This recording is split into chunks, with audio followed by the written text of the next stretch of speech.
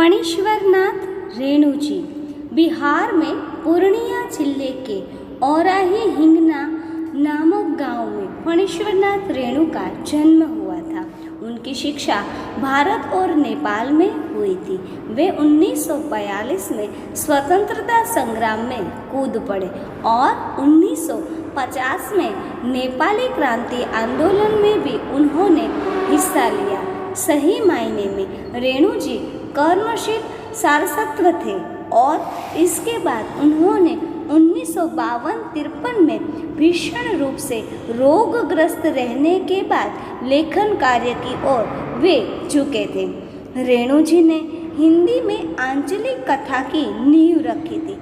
बेमिसाल आंचलिक उपन्यास मेला आंचल को गोदान के बाद दूसरा सर्वश्रेष्ठ उपन्यास घोषित किया गया था। इसके अतिरिक्त उनकी प्रति परिकथा, जुलूस, दीर्घतपा, कितने चौराहे, पटलू बाबू रोड आदि गणमान्य उपन्यास है। तो एक आदिम रात की महक, ठुमरी, अगिनखोर, अच्छे आदमी आदि कहानी संग्रह भी है।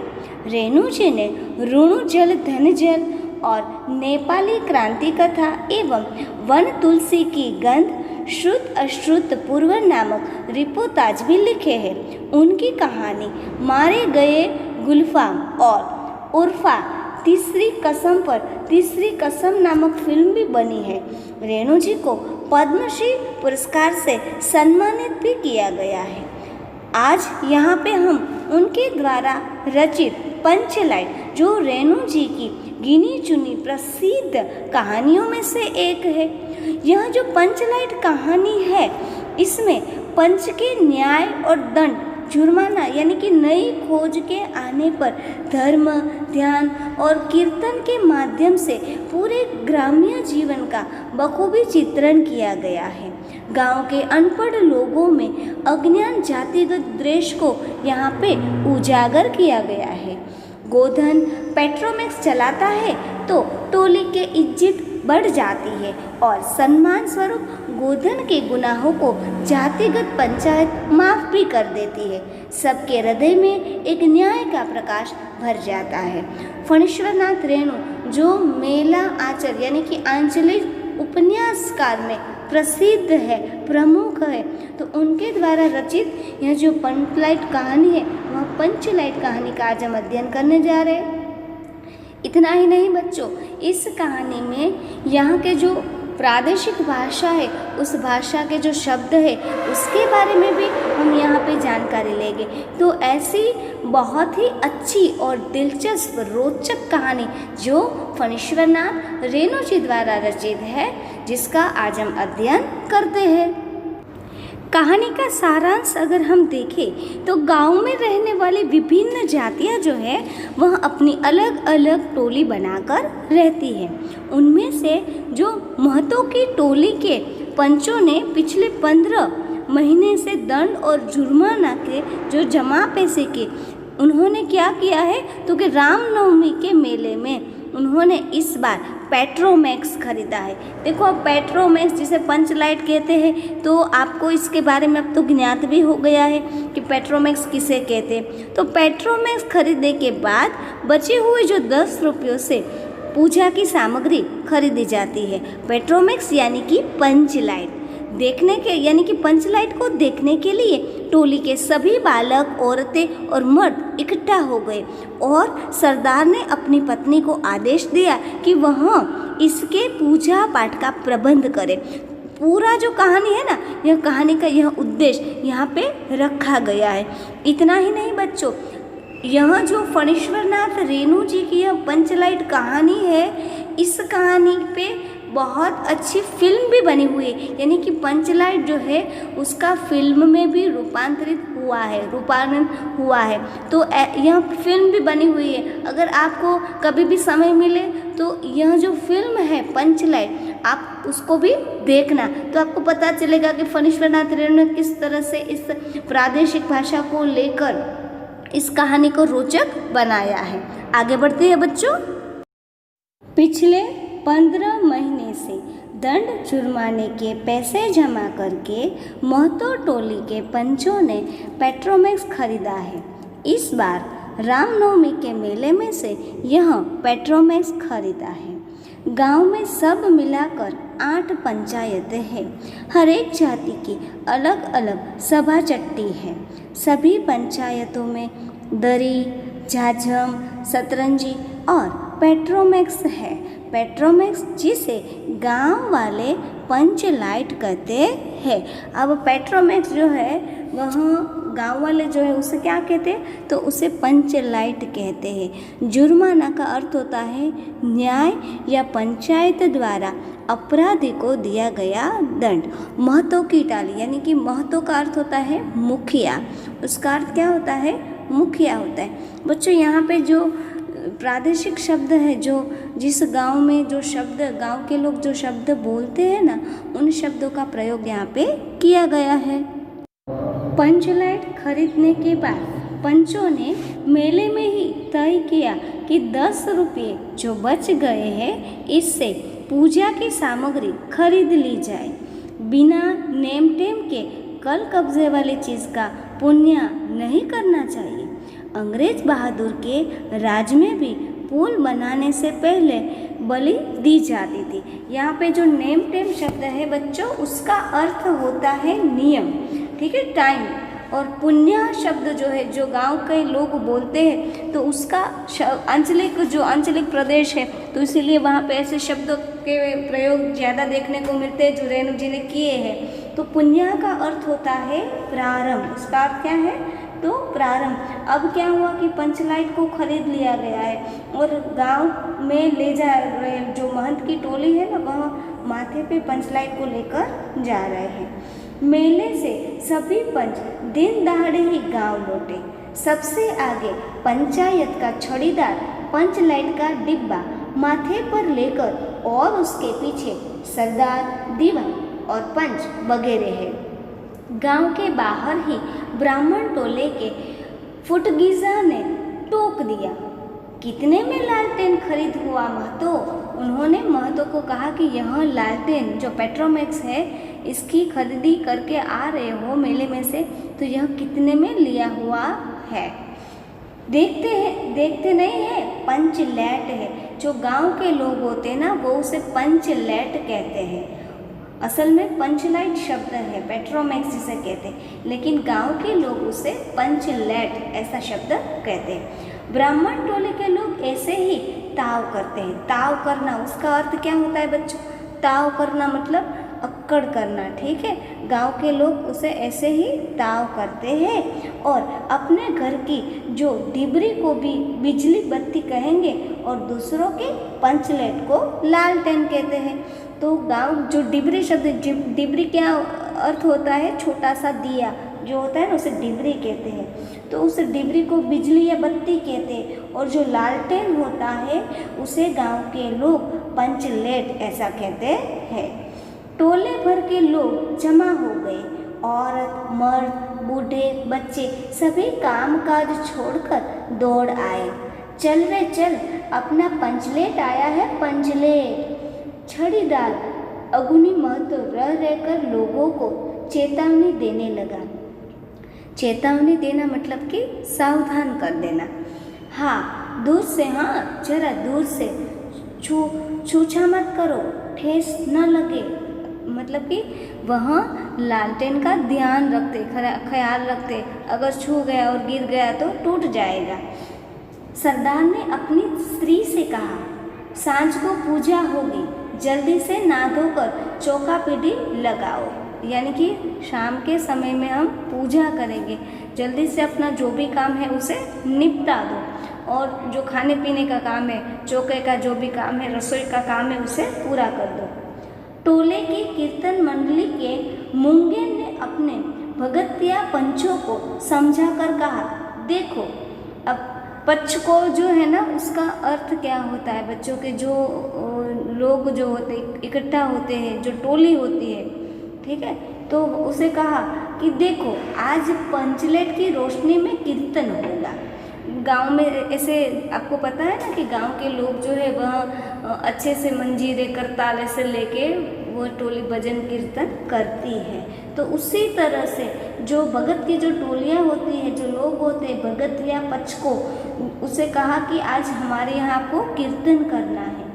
बेताले लोगों के पहले ही कह देता हूँ, आज यदि आखिर धरने में 1.5 बेड हुआ तो फिर दूसरे दिन से एकदम बेकार, यानी कि आखिर धरने में अगर कुछ टेढ़ा मेढ़ा हो गया तो दूसरे दिन आपकी तो निकलनी पड़ेगी। उसके बाद औरतों की टोली में गुलरी काकी गोसाई का गीत गुनगुनाने लगी। छोटे छोटे बच्चों ने उत्साह के मारे बेवजह शोरगुल मचाना भी शुरू किया। सूरज डूबने के 1 घंटे पहले ही टोली भर के लोग सरदार के दरवाजे पर आकर जमा हो गए। पंचलेट के सिवा और कोई गप नहीं, कोई दूसरी बात नहीं। सरदार ने गुड़गुड़ी पीते हुए कहा, दुकानदार ने पहले तो सुनाया कि पूरे 5 कौड़ी 5 रुपया।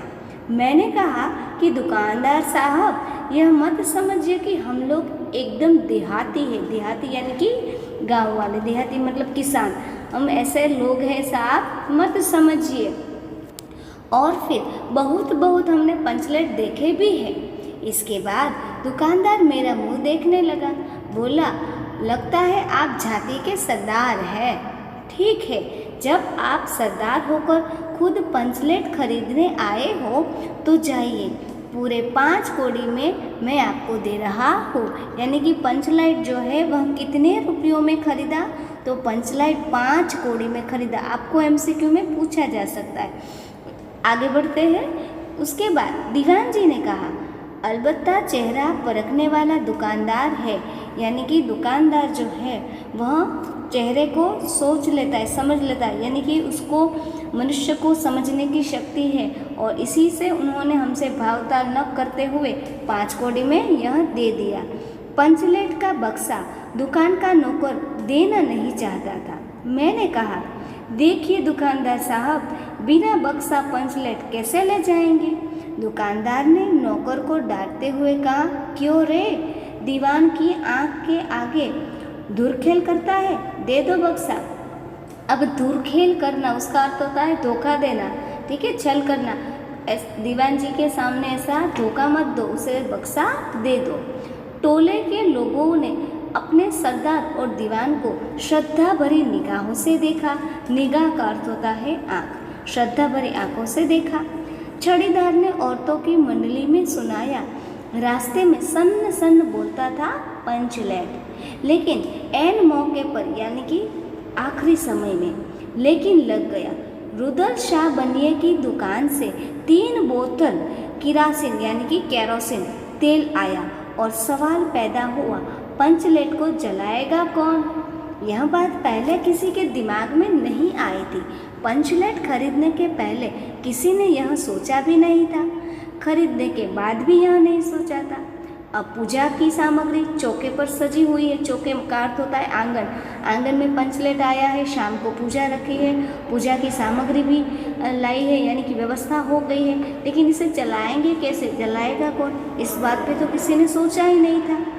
कीर्तनिया लोग खोल ढोल और करताल खोलकर बैठ गए। जो जिसे कहते हैं कि भगत या पचकों को बुलाया था ना, तो उन्होंने तो अपने करताल और सब साधन को लेकर वहाँ तो बैठ गए कीर्तन करने के लिए, भजन रखे हुए थे इसीलिए। लेकिन प्रश्न यह उठता था कि इसे जलाएगा कौन। कीर्तनिया लोग भी अपने खोल ढोल और करताल यह लेकर अपनी सभा जिस तरह से बैठते हैं वह उसी तरह से वह बैठ गए। अब क्या करें, पंचलेट तो ये ऐसे ही पड़ा हुआ है।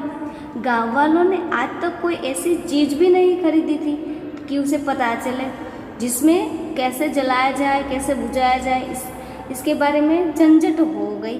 अब कहावत है ना, न माहिरे गायलू तो दूहे कौन, लो मज़ा, भाई रे गायलू तो दूहे कौन। इसका अर्थ क्या होता है बच्चों, कि किसी वस्तु के उपयोग की विधि का अगर ज्ञान ही न हो तो उसे खरीदना नहीं चाहिए। अगर पता नहीं तो उसको खरीदने से क्या होता है। तो ऐसा प्रश्न हुआ कि अब उसे चलाना नहीं आता है। अब इस कल कब्जे वाली चीज़ को कौन बाले, यानी कि अब इसका हम क्या करेंगे।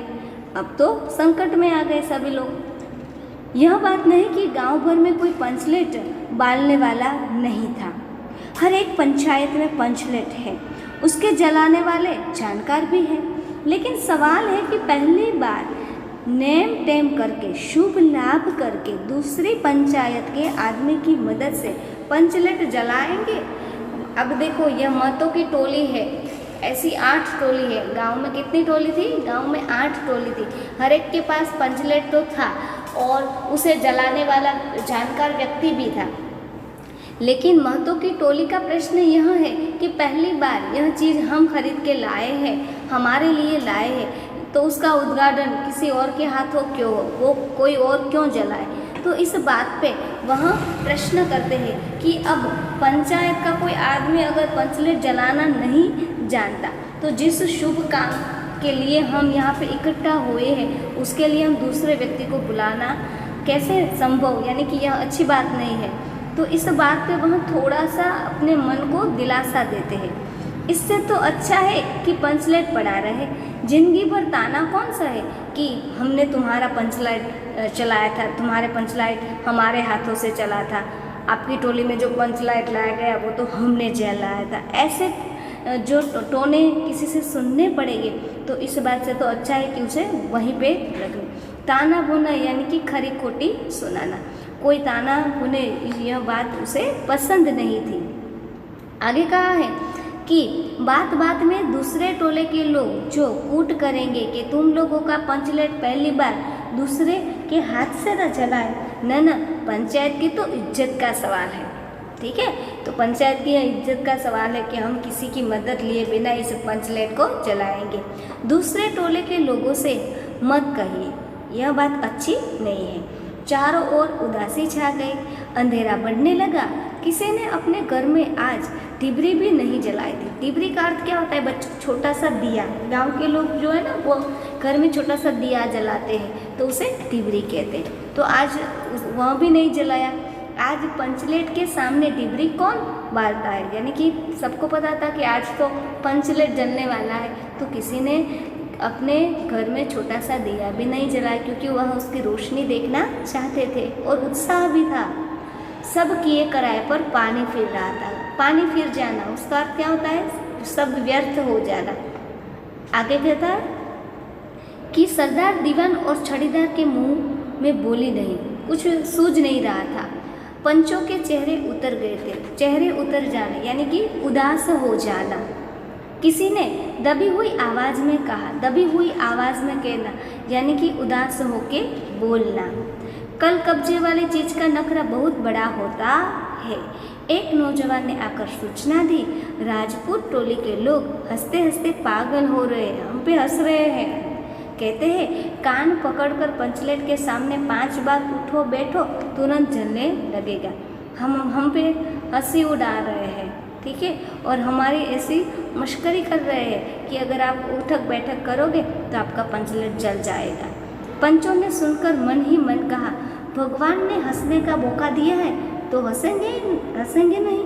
एक बूढ़े ने आकर खबर दी कि रुदल शाह बनिया भारी बतंगड़ आदमी है। बतंगड़ आदमी यानी कि सूझबूझ वाला कह रहा है पंचलेट का पंपू जरा होशियार से देना। जो पंप है उसे होशियार से देना क्योंकि वह आदमी इसके बारे में जानकारी रखता है। गुलरी काकी की बेटी मुनरी के मुंह में बार बार एक बात आकर मन में लौट जाती थी। वह कैसे बोले? वह जानती है कि गोधन पंचलेट जलाना चाहता है। यहाँ पे जो पात्र है ना, कहानी का पात्र गोधन, इसका यहाँ पे प्रवेश हुआ है कि वह पंचलेट जलाना जानता है। लेकिन कैसे बोले? क्योंकि गोधन का हुक्का पानी पंचायत ने बंद कर दिया था। अब हुक्का पानी बंद कर देना उसका अर्थ क्या होता है? उसका खाना पीना बंद कर देना, उसको टोली में से निकाल देना।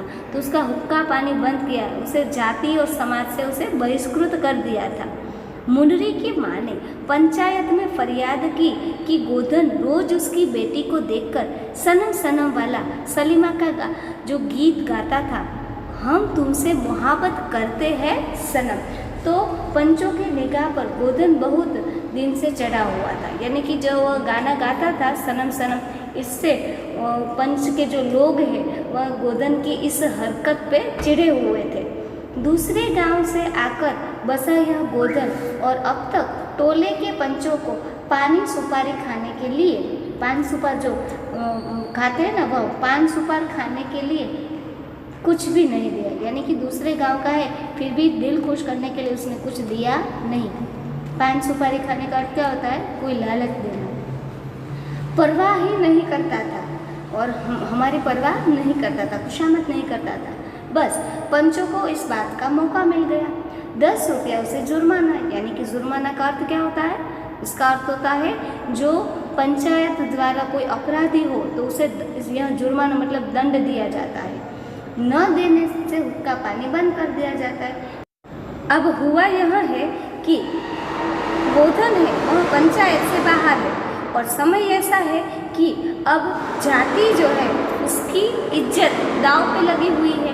तो मुनरी है वह गोधन का नाम भी नहीं ले पा रही, तो करे तो क्या करे। तो मुनरी ने सोचा कि मुनरी ने चालाकी से अपनी सहेली कनेली के कान में बात डाल दी। कनेली चिगो चिद चिन, कनेली मुस्कुरा रह गई। गोधन तो बंद है। मुनरी बोली, तू कहे तो सरदार से, तू सरदार से बात तो कर गोधन के बारे में। गोधन जानता है कि पंचलेट जलाना। कनेली झड़प से उसने बोल दिया कि गोधन जो है वह पंचलेट जलाना जानता है। कौन? गोधना जानता है जलना, कैसे जलाना चाहिए क्या वह जानता है? सरदार ने दीवान की ओर देखा और दीवान से पंचों की ओर देखा। पंचों ने एक मत हो गए और कहा, हुक्का पानी तो बंद कर दिया है उसका।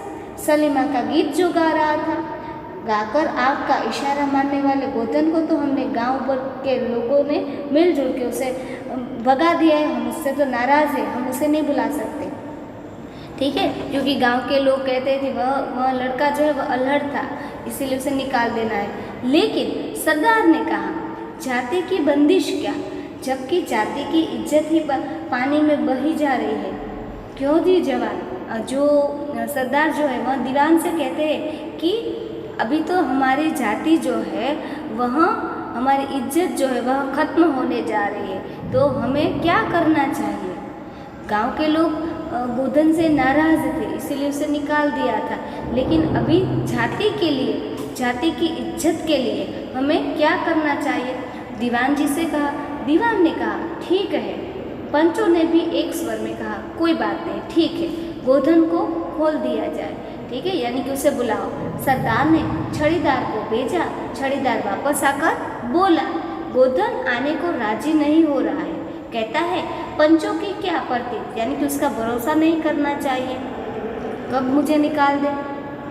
कोई कल कस्बा बिगड़ गया तो मुझे दंड और जुर्माना भरना पड़ेगा। कल कोई मुझसे नियम का भंग हुआ तो फिर से मुझे जुर्माना भरना पड़ेगा। छड़ीदार ने रोनी सूरत बनाकर कहा, किसी तरह गोधन को राजी करो, यानी कि उसे किसी तरह से इस बात पे मनवा दीजिए, नहीं तो कल से गांव में मुंह दिखाना मुश्किल हो जाएगा। मुंह दिखाना क्यों मुश्किल हो जाएगा? शर्म से झुक जाएंगे, क्योंकि पेट्रोमेस यानी कि पंचलाइट लेके तो आए मेले में से, हमारी टोली में पंचलाइट तो आ गया, लेकिन उसे जलाना नहीं आता, तो बाकी की जो टोली है वह हम पे हंसेगी। गुलरी काकी बोले, जरा मैं देखूं कह के। गुलरी काकी जो है वह एक बहुत ही, जिसे कहते हैं कि बुजुर्ग है, तो उसकी बात शायद गोधन नहीं टाल सकता, तो वह कहने की कोशिश करती है। गुलरी काकी उठकर गोधन के झोपड़े की ओर गई और फिर सभी की बात सुनकर वह गोधन को मना लाई। सभी के चेहरे पर नई आशा की रोशनी चमकी। गोधन चुपचाप पंचलेट में तेल भरने लगा। सरदार की स्त्री ने पूजा की सामग्री के पास चक्कर काटती हुई बिल्ली को भगाया, क्योंकि कब से शाम का जो भी रसोई का काम से जो था वह निपटा दिया, और फिर क्या किया कि उन्होंने पूजा की सामग्री इकट्ठी कर दी, भजन कीर्तन की जो भी व्यवस्था थी वह भी कर दी। लेकिन अब जो भी था प्रश्न, वह पंचलेट कैसे जला जाए यह था। तो अब इसका भी निराकरण हो गया कि गोधन ने आकर उसमें तेल भर दिया, और फिर जो लोग थे वह पंचलेट कब जल जाए उसे देखने में उत्सुक हो गए। कीर्तन मंडली का मूलगेन शब्द उसका अर्थ क्या होता है? जो नायक है, जो व्यक्ति है, मेन व्यक्ति जिसे कहते हैं, जो नायक है, मूर्छल के बालों को संवारने लगा कि अब जरूरी पंचलेट जल जाएगा और हम भजन गाना शुरू कर देंगे, यानी कि वह तैयार हो गए। गोधन ने पूछा, स्पिरिट कहाँ है? बिना स्पिरिट के कैसे जलेगा? लो मजा, अब यहाँ दूसरा बखेड़ा खड़ा हुआ।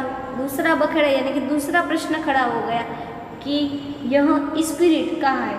सभी ने मन ही मन सरदार, दीवान और पंचों की बुद्धि पर अविश्वास प्रकट किया।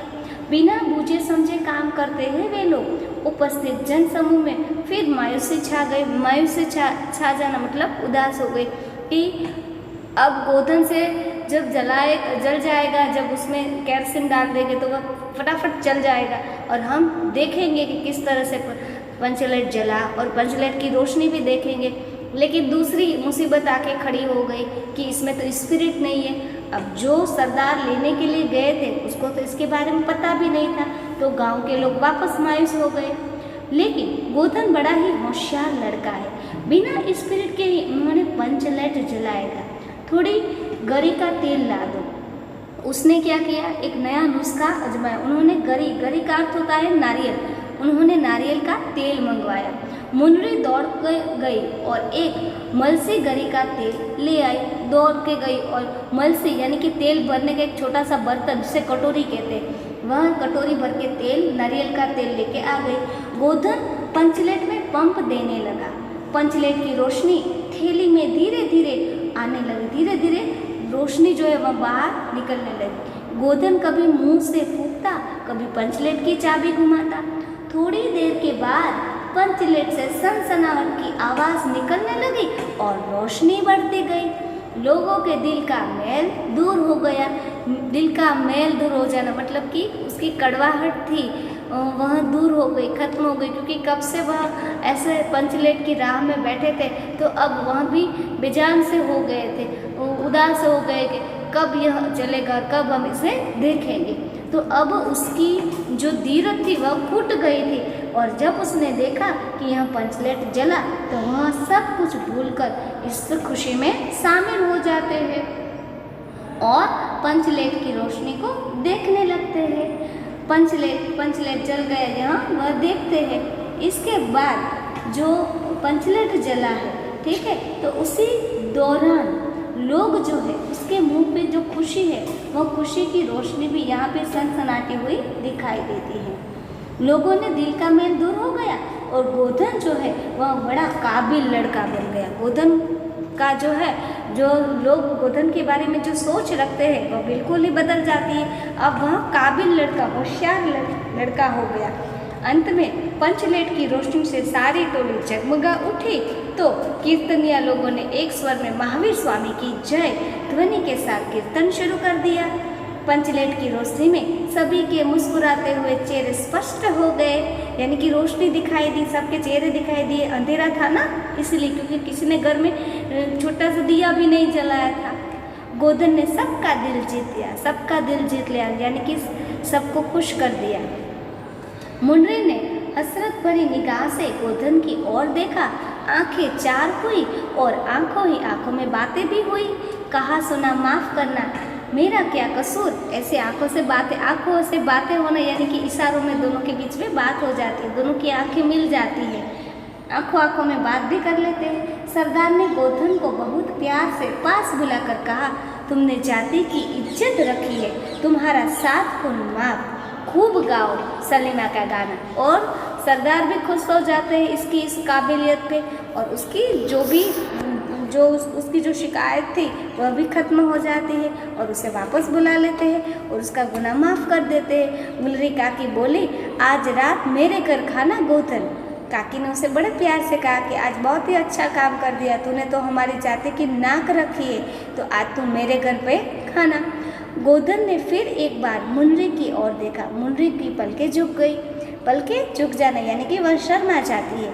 कीर्तनिया लोगों ने एक कीर्तन समाप्त कर जय ध्वनि की जय हो। पंचलाइट के प्रकाश में पेड़ पौधों का पत्ता पत्ता पुलकित हो रहा था, यानी कि पूरे अंधेरे में प्रकाश जो है वह रोशनी बनकर छाया हुआ था। यहाँ पे देखो एक और बात भी गहरी है कि गांव के लोग जो है ना वह बड़े ही भावुक हो जाते हैं। वह छोटी मोटी कोई भी हमारे बीच अगर कैसी भी